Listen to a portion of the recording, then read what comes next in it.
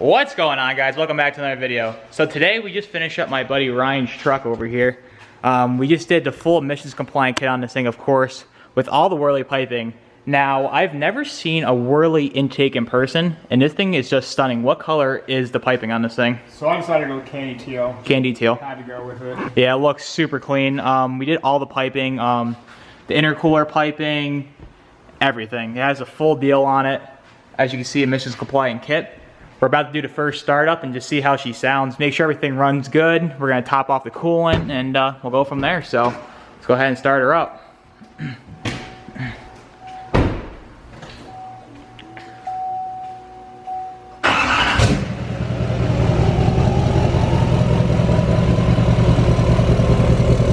Sounds a little bit better than it did before. This truck here actually gave me a little problem that I've actually never dealt with in person. I usually just heard about it and like how people solve it. There's a thing with these trucks that after you do some work to them, GM through OnStar can actually limit your speed and put you in reduced engine power mode.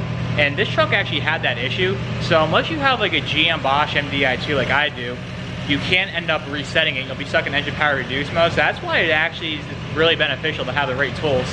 So we were able to clear that up, no problem. Get it out of engine power reduce, the immobilizer relearn. Now, real quick, I ended up doing this without showing it, so I want to go over it one more time. Actually, what I was talking about the remote speed limiting thing, that's through OnStar, I'm pretty sure. And they know like this truck's been tampered with, and they put it in engine power reduced. Now, you're gonna need a GM MDI2 that I talk about all the time to do this reset. Now, I have this hooked up to my truck currently. I just want to show you guys how to do it really quick. If I still can. My truck's not in it, so I'm not sure if it's gonna work. But you want to come to GDS2, scroll down to K73 telematic communication right here. You're going to click on that.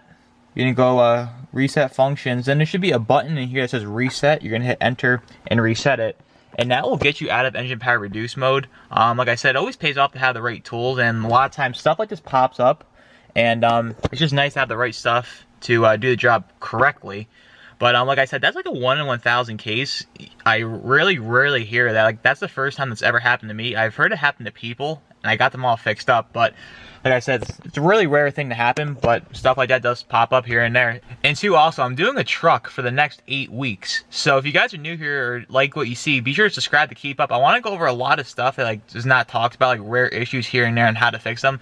Like for this one, for example, the remote speed limiting. Like, that's a rare thing. That's like a 1 in 1,000 case, like I said. So I'm gonna talk about a lot of that stuff that's like just rare stuff that pops up. I think it'd be kind of cool to go over that stuff. We're gonna take on a little drive here real quick, burp the coolant, and she's ready to go. I still can't get over this. I want to get some shots of this piping on the outside. When we actually get outside under some sunlight, it's gonna look really, really good. Good on my side.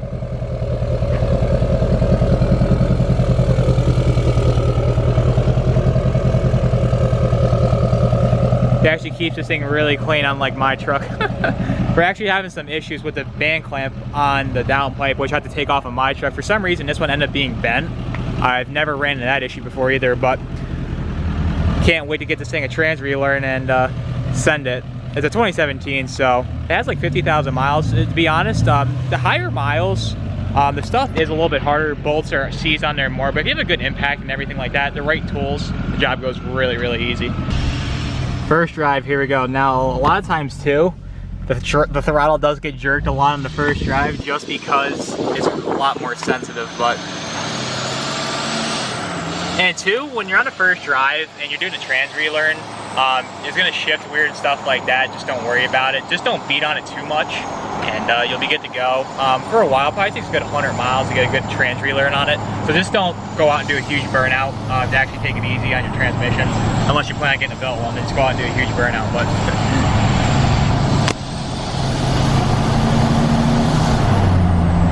so what are some thoughts here? I'm already in love with this thing.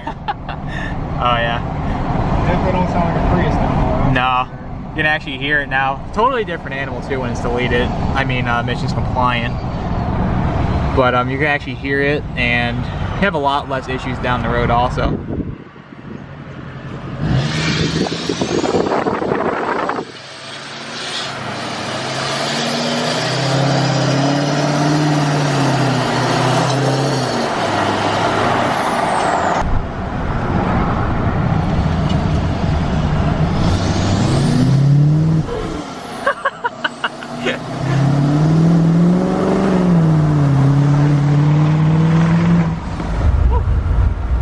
definitely hear that whirly intake just sucking. You can't beat the whistle of a Duramax. I do love Cummins though, like the growl, but the whistle of the Duramaxes, you can't beat that.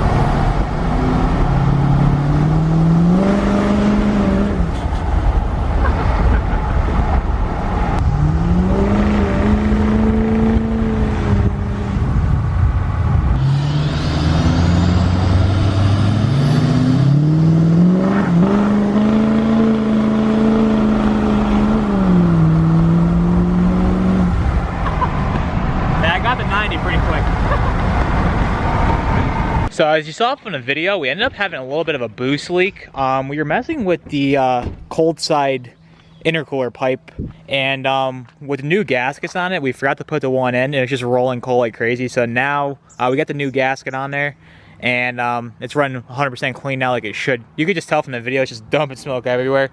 But yeah, got that fixed up. But this is a better overview of the piping. It's actually getting pretty dark out right now. I forgot to film, but this is the piping outside. Actually, the whirly filter for this intake is actually pretty massive. Banks is pretty big. I'm not a fan of their intakes. Every time I've seen one, it's always falling apart. The filter won't stay on, something like that. But this looks like a real high quality intake. The filter's actually pretty big, so fit and finishes very well also.